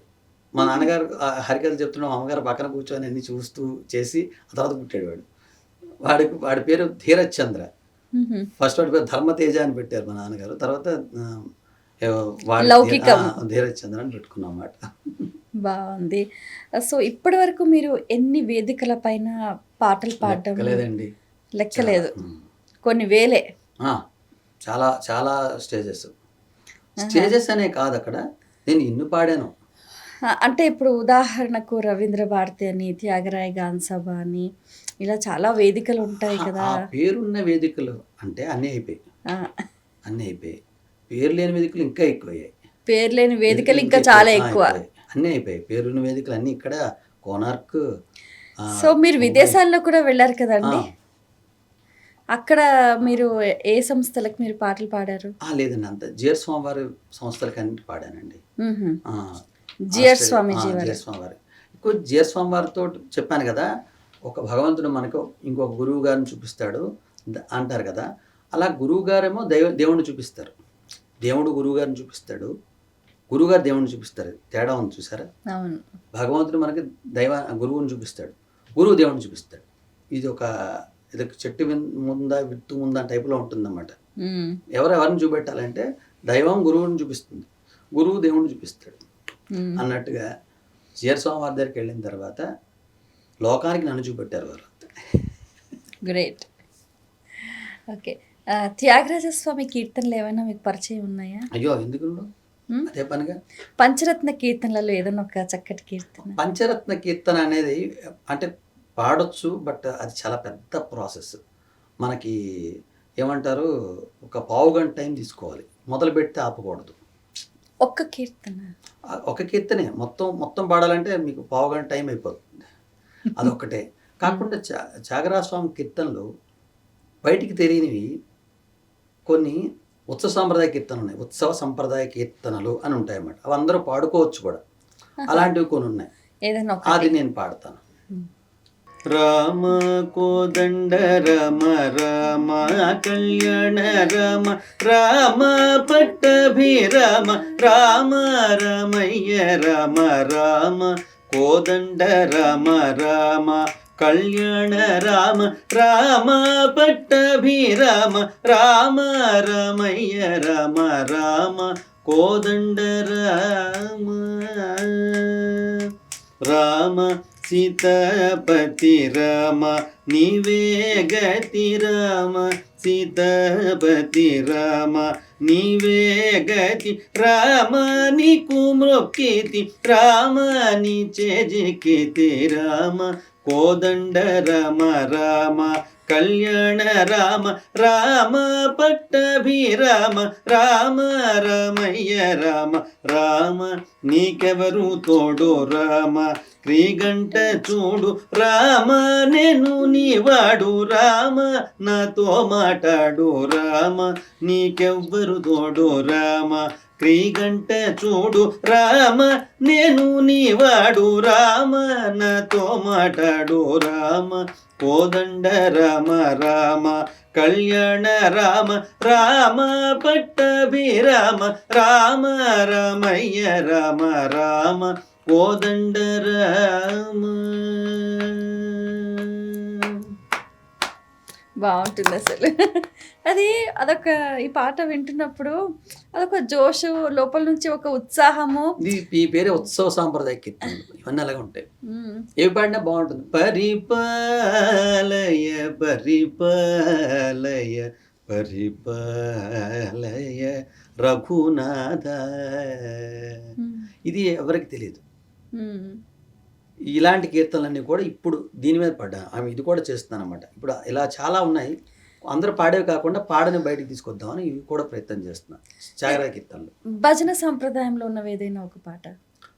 భజన చేసే విధము తెలియండి జనులార మీరు నిజముగనుగొని మోదమందండి. భజన చేసే విధము తెలియక నిజముగా హరిభక్తులను కొని మదగజము తెగ వ్రేయలేకను సుజనులని తిరుగంగ నేటికి. భజన చేసే విధము తెలియండి జనులార మీరు నిజముగనుగొని మోదమందండి. ఇది తూము లక్ష్మీ నరసింహదాస్ గారు రాశారు. భజన అంటే ఎలా చేయాలి?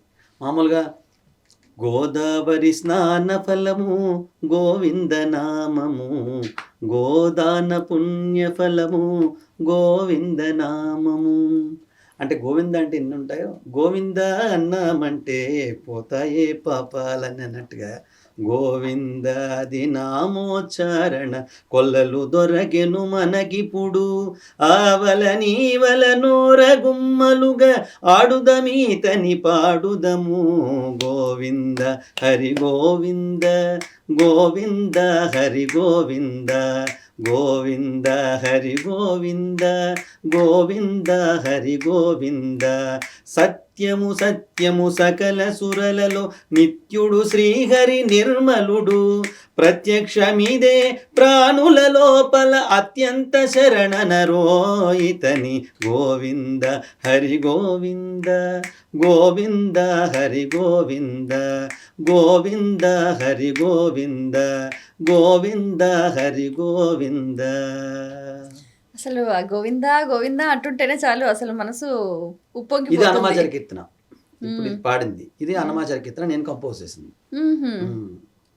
ఇలా చాలా పాటలు అంటే భక్తిని పంచే పాటలు, పెంచే పాటలు కొన్ని ఉన్నాయి అన్నమాచార్యుల వాళ్ళు. అంటే ఎక్కువ శాతం శృంగార కీర్తనలు రాసినా కూడా ఎక్కువ భక్తిని పెంచేవి పంచేవి కూడా ఉన్నాయి. ఇప్పుడు ఏ మరక తలచరో ఇదే చాలు, కామించినవి ఎల్ల గ్రక్కుననే గలుగు.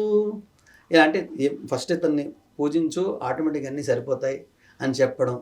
అనగానే సరిపగమదని సనిపమని పగమరేస భారము నీపై వేసి బ్రతికి ఉండుటే మేలు, నారాయణుడ నీవే నాకు గలవను చో. శరణన వెరపై సామజముగాచినట్టు వరుసదావతి పడి వచ్చేవంట. హరికృష్ణయన వెరపై ద్రౌపది వర మిరవుగనిచ్చినట్టు ఇచ్చేవోయనుచో భారము నీపై వేసి బ్రతికి ఉండుటే మేలు. అన్నమాచార్యుల వారు ఎంత అద్భుతంగా రాస్తారు. భారం నీ మీద వేసి బ్రతికుంటే చాలు, అంత నీ స్వామిని చూసుకో అని అంటే చాలట, అన్నీ ఆయన చూసుకుంటాడట. శరణన్న వెరప ఎలాగైతే అప్పుడు గజేంద్రుని అంత ఫాస్ట్గా వచ్చి రక్షించావో, ద్రౌపది అన్నా అనగానే పరిగెట్టుకెళ్ళి రక్షించావో, అలా నన్ను కూడా కాపాడుతావు అన్న నమ్మకం నాకు ఎక్కువ ఉంది. చూసారు, పిల్లాడి మీద తల్లి మీద పిల్లాడికి ఎక్కువ భరోసా ఉంటుంది. మా అమ్మ చూసుకుంటుందిలే, మా నాన్న చూసుకుంటాడులే. ఎందుకు? పిల్లాడు కాబట్టి. భగవంతుడు కూడా మనకి తండ్రి అనుకున్నవాడికి ఆ నమ్మకం ఉంటుంది. లేడు అనేవాడికి ఏముంటుంది? వాడికి లేడు కదా. ఎలాగైతే తల్లిదండ్రులు లేనివాడికి తల్లిదండ్రులు గొప్పతనం తెలుస్తుందండి, అలా భగవంతుడు లేడనుకోండి, భగవంతుడు గొప్పతనం తెలియదు. సింపుల్ అనమాట. ఈ నాస్టిక్ బ్యాచ్ అంతా ఆ బ్యాచ్ అన్నమాట. అది సంగతి. సో మీ శిష్యులు ఎంతమంది అంటే? 25,000 మంది ఉంటారు. అంటే ప్రతి ఒక్కళ్ళు అదంటే పాట నేర్చుకున్న ప్రతి ఒక్కళ్ళు నా శిష్యులు అనుకుంటే, నా శిష్యులు అనుకుంటే 10 మంది ఉంటారు.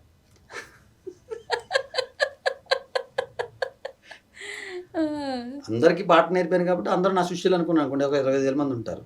మా గురువు గారు అనుకోవాలి కదా, అలా అనుకునే వాళ్ళు 10 మంది ఉంటారు, ఎక్కువ మంది ఉంటారు. బట్ ఆ 10 మందే నాకు 10,000 మంది పెట్టు. నాకు ఏ కష్టం వచ్చినా ఏం కావాలన్నా ఆ 10 మందే చూసుకుంటారు. అలాంటి శిష్యులు ఉన్నారు. ఏదో ఆ శిష్యులు అనిపించుకునేవాళ్ళు కాదు, నా కోసం నిలబడే శిష్యులు ఉన్నారు. గ్రేట్. మీరు నాట, ఆట అలాంటి వాటి సంస్థల తరఫున కూడా ఏమన్నా అంటే వెళ్ళి చేశారా? నేను తానాకి 2009లో సిరివెన్నెల సీతారామ శాస్త్రి గారు రాసిన బ్యాలే కంపోజ్ చేశాను. అప్పుడే నాకు వీసా వచ్చుంటే బాగుండేది. ఎందుకో నాకు వీసా రావట్లే ఇప్పటికీ. అమెరికాకి, ఆస్ట్రేలియా ఇవన్నీ వెళ్ళాను కానీ అమెరికాకి వీసా రాలా. ఎప్పుడు వస్తుంది అప్పుడు వెళ్ళొచ్చాను. సరే వదిలేసాను. ఇప్పటి వరకు మీకు చాలా అవార్డ్స్ వచ్చాయి, చాలా బిరుదులు వచ్చాయి, కానీ మీరు చెప్పుకోవడానికి పెద్దగా ఇష్టపడట్లేదు.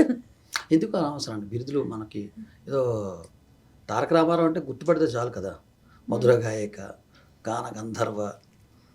ఎందుకు మనం పాడుతాం జనాలకు తెలిస్తే చాలు కదా. మీకు అనిపిస్తుందా ఈ అవార్డు వస్తే బాగుండు, ఈ గుర్తింపు వస్తే బాగుండు? అది చెప్పాను కదండి, నాకు కొంచెం వాటి మీద అంత ఆసక్తి లేదు. హాయిగా పాడుకుంటూ ఉండడమే. వస్తాయి మనకు నిజంగా మనకుంటే వస్తాయి, దానికోసం మనం ఎందుకు బాధపడటం?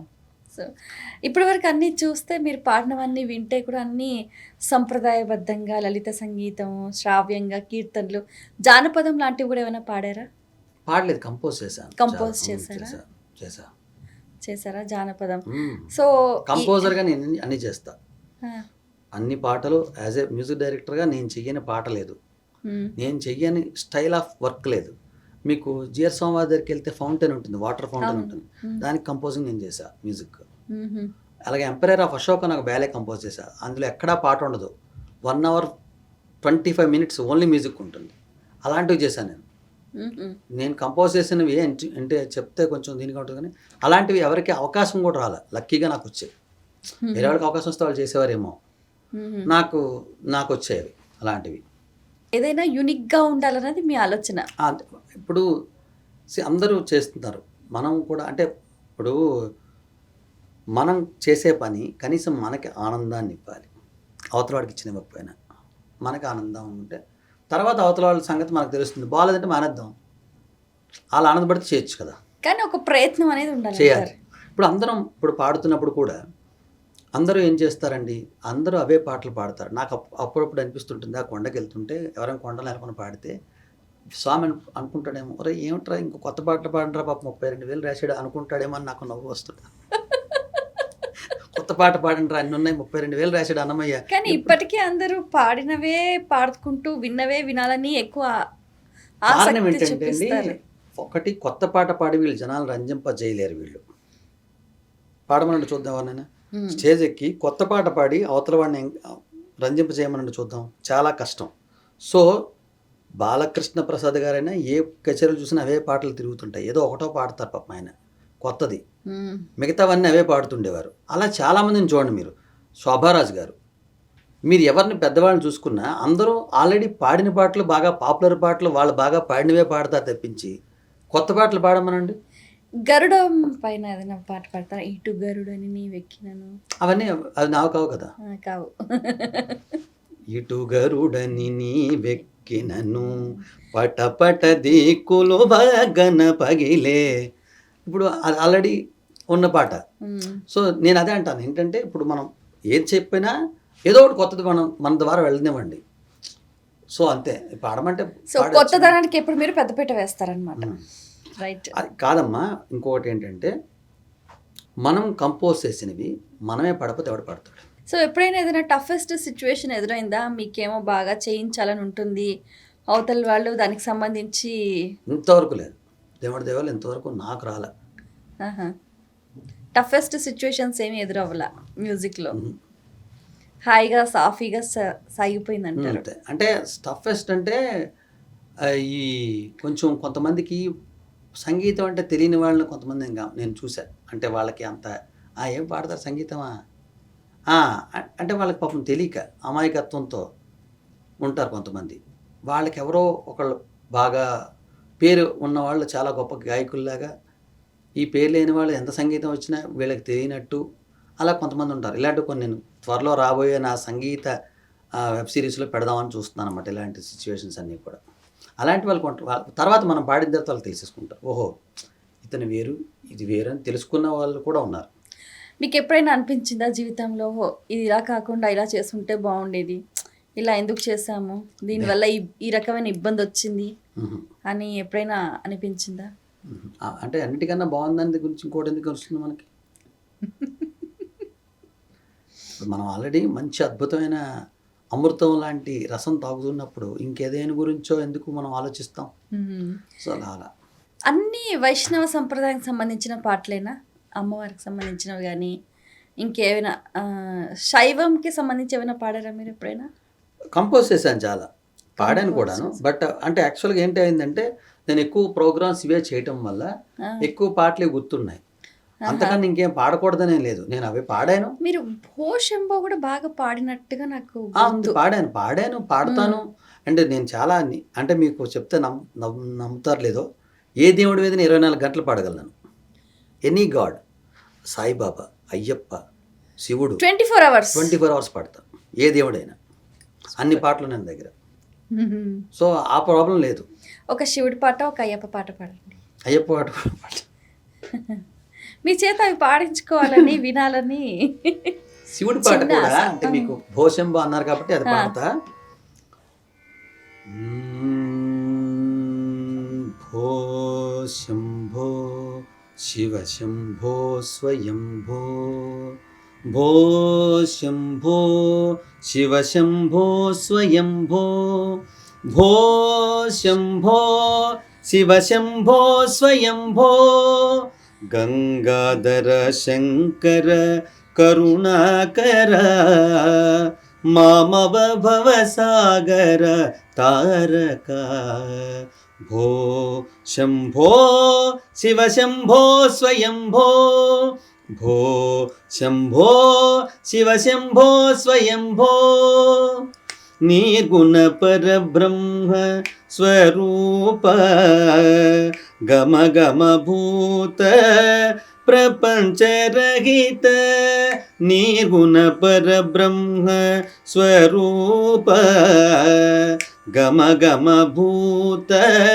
ప్రపంచరహిత, నిజ గుణ విహిత నితాంత అనంత ఆనంద అతిశయ అక్షయలింగ, భో శంభో శివ శంభో స్వయంభో, భో శంభో శివ శంభో స్వయంభో, ధిమిత ధిమిత ధిమి ధిమి కిట కిటతో తోం తోం తరి కిట తరి కిట కిటతో, ధిమిత ధిమిత ధిమి ధిమి కిట కిటతో తోం తోం తరి కిట కిటతో, మతంగ మునివర వందిత ఈశ సర్వ సుగంధ శివనేశ, నిత్య నిరంజన నిత్య నటేశ, ఈశ మహేశ సర్వేశ, భో శంభో శివ శంభో స్వయంభో, భో శంభో శివ శంభో స్వయంభో, శివ శంభో స్వయంభో, శివ శంభో స్వయంభో.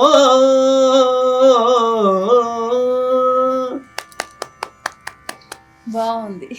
ఇక్కడ ప్రాబ్లం ఏమొస్తుందంటే, ఎందుకు తెలిసిన పాటలే పాడేస్తే ఈజీగా ఉంటుంది ఫస్ట్ ఆఫ్ ఆల్.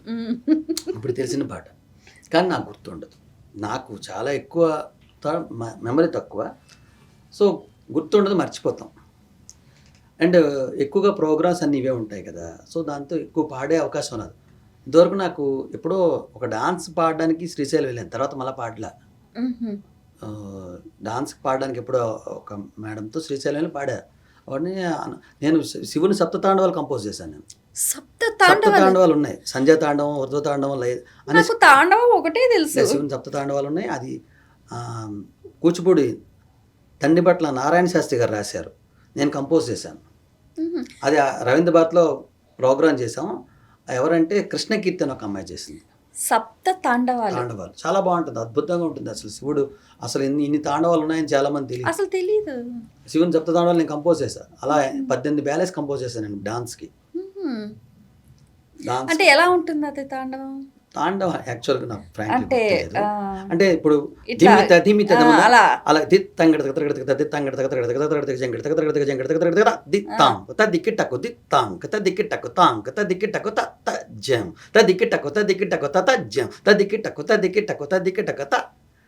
ఇలా మొత్తం జతులు సగమ గమద మద నిద నిస ఆనందనర్తనము చేసే శివుడు నిజ అనే మ్యూజిక్స్ ఇవన్నీ చాలా భలే ఉంటుంది. కానీ కాన్సన్ట్రేషన్ చాలా కావాలి కదా. ఇది నేను ఎప్పుడు చేశాను? 2003లో. వామ్మో, 2003లో చేశాను సప్తాండవాలు. ఇప్పుడు 23 ఏళ్ళు అయిపోయింది. 2003 కంపోజ్ చేశాను.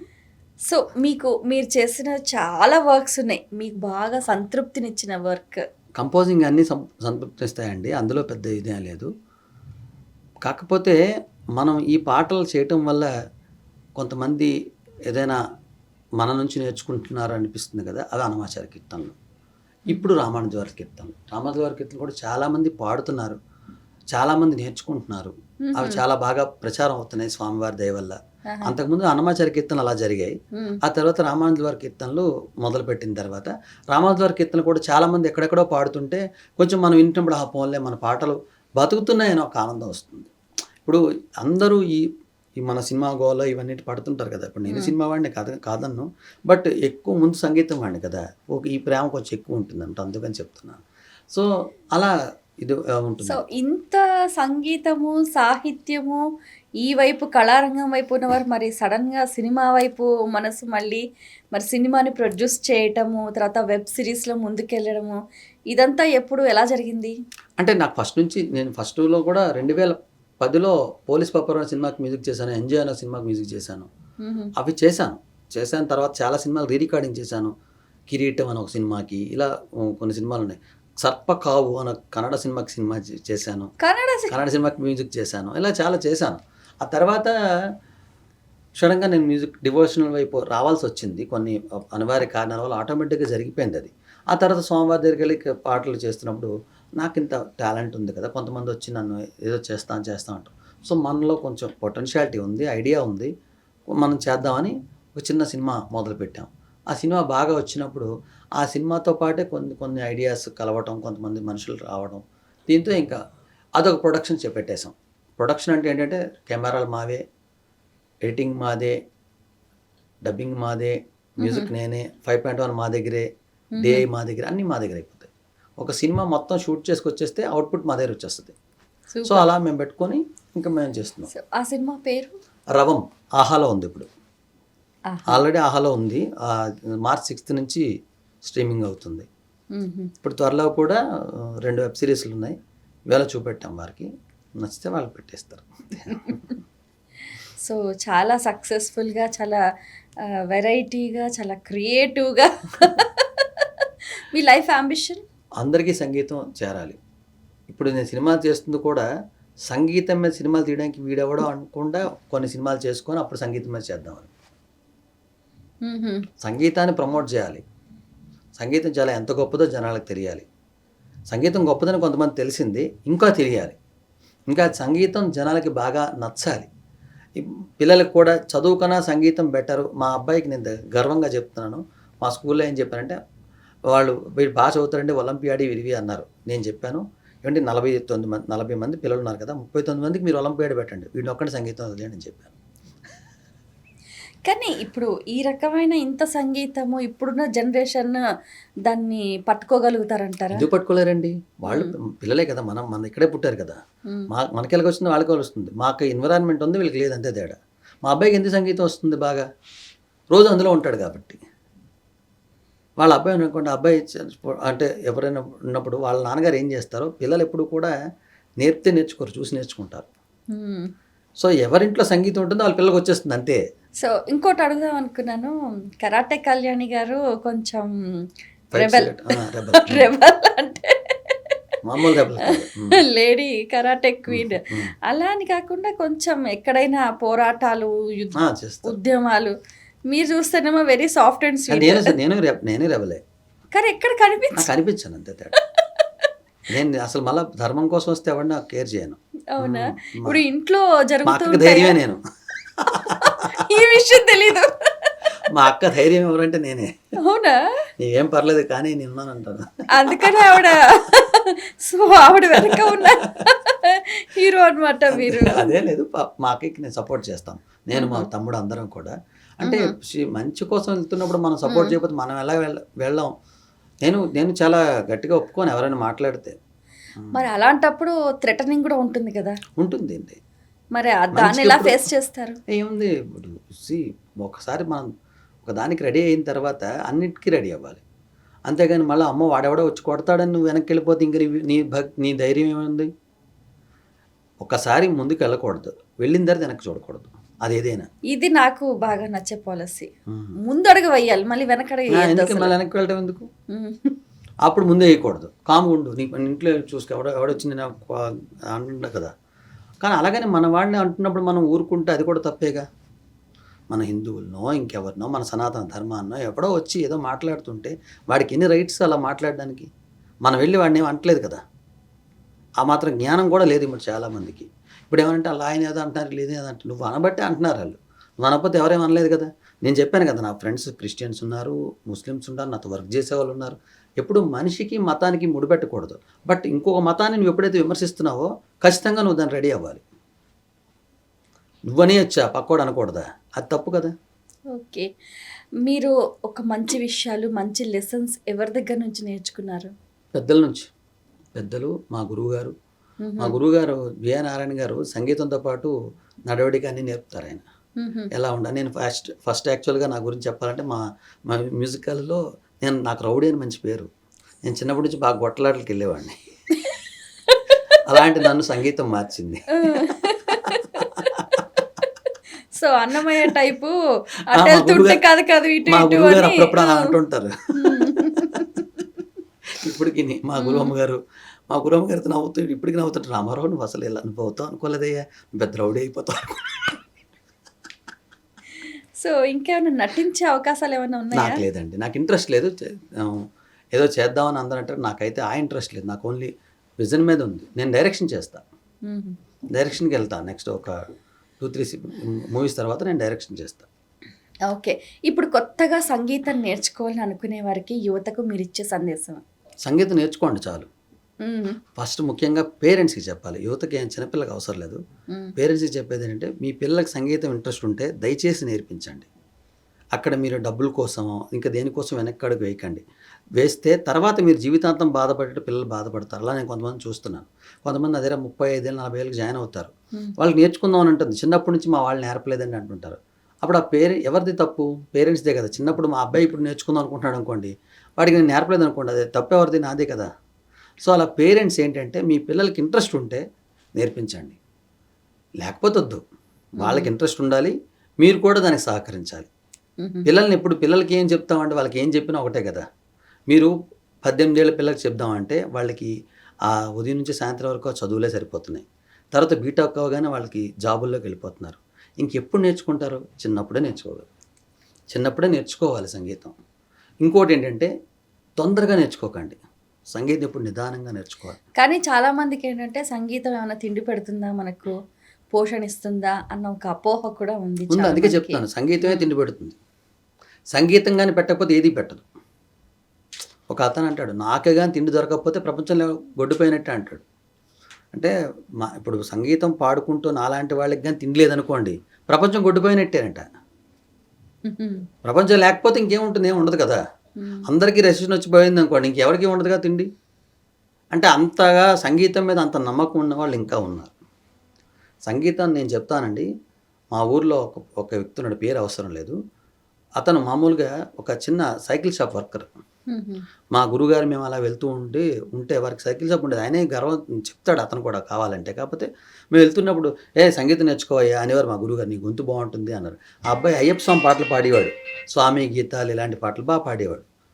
మా రమేష్ అన్న అంటాం. అయితే అతను సంగీతం నేర్చుకొని ఇప్పుడు హైదరాబాద్లో బ్రహ్మాండంగా చాలామందికి పాటలు నేర్పుతున్నాడు. కర్మ సిద్ధాంతాన్ని నమ్ముతారా? ఖచ్చితంగా, లేకుండా ఎలా ఉంది? మ్మ్. మనం ఏం చేస్తున్నామో అది తిరిగి వస్తుంది. మనకి ఏది కావాలో అది పూర్వజన్మలో ఉంది. ఈ రెండు ఖచ్చితంగా జరుగుతాయి. లేకుండా ఎలా ఉంటుంది? ఉంటాయి. అదే చెప్తాడు అన్నమాచార్యుల వారు కూడా చెప్తారు, నీకు కూడా ఇలా ఎందుకు వచ్చిందంటే నువ్వు పాము మీద ఎందుకు పడుకున్నావో తెలుసా? పాము మీద ఒకసారి ఆడావు నువ్వు, మ్మ్. అందుకే నువ్వు పాము మీద పడుకోవాల్సి వచ్చింది. నువ్వు ఒకసారి బండిని ఎరగొట్టావు, అందుకని బండి డ్రైవ్ చేయాల్సి వచ్చింది, సారథయ్యావు అంటాడు అన్నమాచార్యులు చమత్కారంగా. నిన్నే వదలలేదు కర్మ మేమెంతా అంటాడు ఆయన. ఎట్టి వారికి నేను ఇట్టి కర్మములు మా ఎట్టి వారికి ఇంకా ఎదుతో అయ్యా అని పాట ఉందన్నమాట. మనం గమనిస్తే కూడా ఇప్పుడు రీసెంట్ ట్రెండ్లో కూడా అన్ని పాటలు అందరూ ఒకేలాగా పాడాలని లేదు. అంటే సంప్రదాయబద్ధమైన పాటలు ఒక్కొక్కరు ఒక్కొక్క తీరులో పాడుతుంటారు. అలాంటి కొన్ని శాస్త్రీయమైన కీర్తనలు కొందరు గాయని గాయకులు కొంచెం పక్కదారి పట్టి పాడితే మీరు ఏ విధంగా స్పందిస్తారు? మంచి మాట అన్నారు మీరు. అన్ని పాటలు ఇలాగే పాడాలని రూల్ ఎక్కడ లేదు. ఫస్ట్ అది ఒప్పుకోవాల్సిన విషయం. బాగా చెప్పారు అది. అయితే ఇలాగే పాడాలని రూల్ లేదు, కానీ అలాగే ఎలాగైతే లేదో నీకు కొన్ని పద్ధతులు కట్టుబాట్లు కూడా ఉన్నాయి కదా, మ్మ్. అవి కూడా ఒప్పుకోవాలి కదా. మనం పద్ధతి కట్టుబాట్లు రెండు ఉన్నాయి కదా. ఈ పాటని ఇలా పాడాలని లేదు, కానీ ఈ పద్ధతిలోనే పాడాలని ఉందిగా. మ్మ్. బండి డ్రైవ్ చేస్తామండి, మ్మ్. లెఫ్ట్ వైపే డ్రైవ్ చేయాలి. నేను రైట్ వైపు వెళ్తాంటే వెళ్ళొచ్చు, నీకు యాక్సిడెంట్ అయితే నీకు ఓకే, నో ప్రాబ్లం, మాకేం పర్వాలా. కానీ నువ్వు డ్రైవ్ చేసేటప్పుడు సడన్గా వెనక్కి వెళ్ళటాలు ఇవి లేవు కదా, రూల్స్లో లేవు కదా. ఎటువైపు డ్రైవ్ చేయొచ్చు నీ ఇష్టమే, కానీ వెనక్కి టక్ మనం వేసేస్తాను, బ్రేక్ వేస్తాను, నువ్వేం రూల్స్ పాటించట్లేదు అంటారు కదా. అలా సంగీతానికి కూడా కొన్ని రూల్స్ ఉన్నాయి. నువ్వు ఇప్పుడు ఇలా ఎందుకు వచ్చాను నేను? సంప్రదాయం. సో ఇప్పుడు ఇలా కాకుండా నేను ఒక టీషర్ట్ ప్యాంట్ వేసుకొని వచ్చి పాడిన ఎవరు ఏమనరు, బాగా పాడితే బాగుందంటారు. కానీ నీకు తెలియాలి నువ్వు ఎలా ఉండాలో. ఇక్కడ సంప్రదాయం ఏంటి, మనం బయటికి వెళ్ళేది. అలాగే పాడేటప్పుడు నువ్వు కీర్తన పాడుతున్నావా, లేదా వ్యాంప్ సాంగ్ పాడుతున్నావా, లేదా ఇంకేం పాడుతున్నావో దానికి తగిన మర్యాద ఇవ్వాలి మనిషి. కొంతమంది ఈ మధ్యన అన్నమాచార్య కీర్తనలకి ఒయ్యారాల వస్తు చేశారు, అది అందరు దెబ్బలాడారు, తీసేసేదారుగా పాపం. అదే నీ పాట ఎంత బాగుంది, నీ పాట అంతకన్నా బాగుంది, నీ ఒయ్యారాల కన్నా నీ పాట చాలా బాగుంది, ఇంకా వయ్యారంగా ఉంది. ఆ ఒక్కపరి వయ్యారం ఎంత బాగా అంటావో ఆ అండం అంత బాగుంది నీకన్నా కూడా. కానీ నీ వీడియో పెట్టడం వల్ల ఆ పాటకున్న శాంటిటీ పోయింది. అప్పుడు అందరిని దెబ్బలాడారు. అదే నువ్వు ఒక్క పాట పెట్టి శుభ్రంగా భవనం దగ్గర కూర్చొని పాడుంటే ఆ పాట ఎంత బాగుందో నేను అంతగా మెచ్చుకునేవారు. ఇది నేను చెప్పేది. ఎవరైనా సరే పాట ఏది పాడుతున్నారో చూసుకోండి, దానికి తగినట్టుగా అభినయించండి. మొన్న ఒక అబ్బాయి చాలా మంచి అద్భుతమైన గాయకుడు, నిజంగా నాకు ఈ మధ్యకాలం నచ్చిన అద్భుతమైన గాయకుడు అంటే ఆ అబ్బాయి. కానీ ఏదో ఒక బూతు పాటలు లాంటివి పాడాడు. ఏదైనా పాట పాడితే మనకు ఆ పేరుతో మనల్ని పిలుస్తారు. అవును, పలానా పాట పాడాడు వీడు అంటారు. ఇప్పుడు నిన్ను అందరూ అలా పిలుస్తున్నారు. నీకెందుకు ఆ కర్మ అంటాను నేను.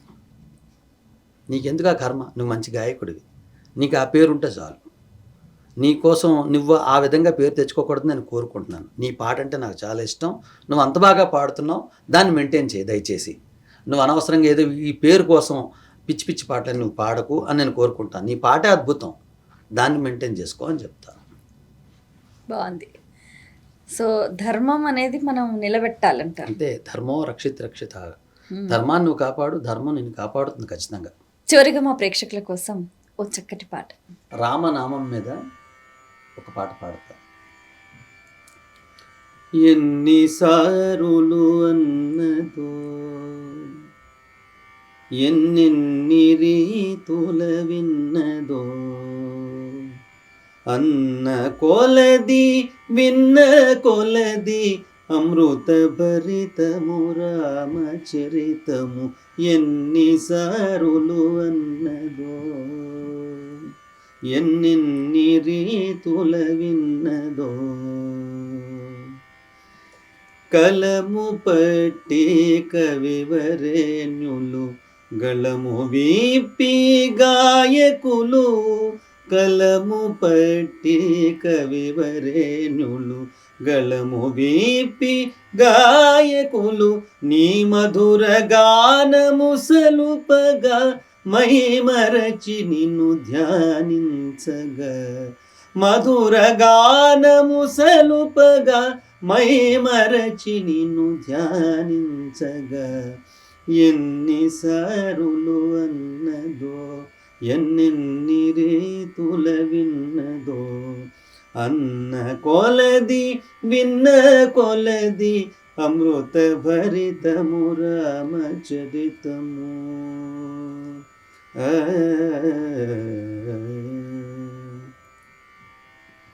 బ్రతుకు బరువై సుఖము కరువై అలసి సొలసిన వేళలో బ్రతుకు బరువై సుఖము కరువై అలసి సొలసిన వేళలో దారి లేని ఎడారిలో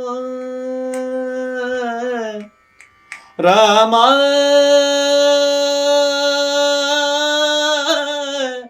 రామా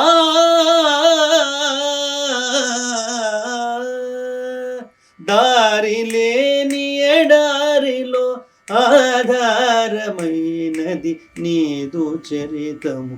దారి లేని ఎడారిలో ఆధారమైనది నీదు చరితము. ఎన్ని సారులు అన్నదో ఎన్నెన్ని రీతుల విన్నదో అన్న కొలది విన్న కొలది అమృత భరితము రామచరితము.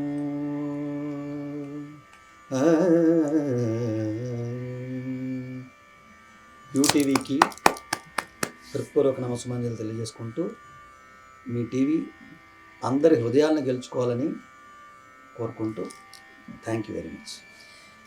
మీ అమూల్యమైన సమయాన్ని కేటాయించి మా స్టూడియోకి వచ్చి మీ మనోభావాల్ని ఆనందంగా పంచుకున్నందుకు మరొకసారి మీకు హృదయపూర్వకంగా ధన్యవాదాలు తెలియజేసుకుంటున్నాం. Thank you. వీక్షించారు కదండి, ఇది ఇవాళ మన ప్రత్యేకమైన కార్యక్రమం. మరో కార్యక్రమంలో మళ్ళీ కలుసుకుందాం. అంతవరకు సెలవు. నమస్కారం.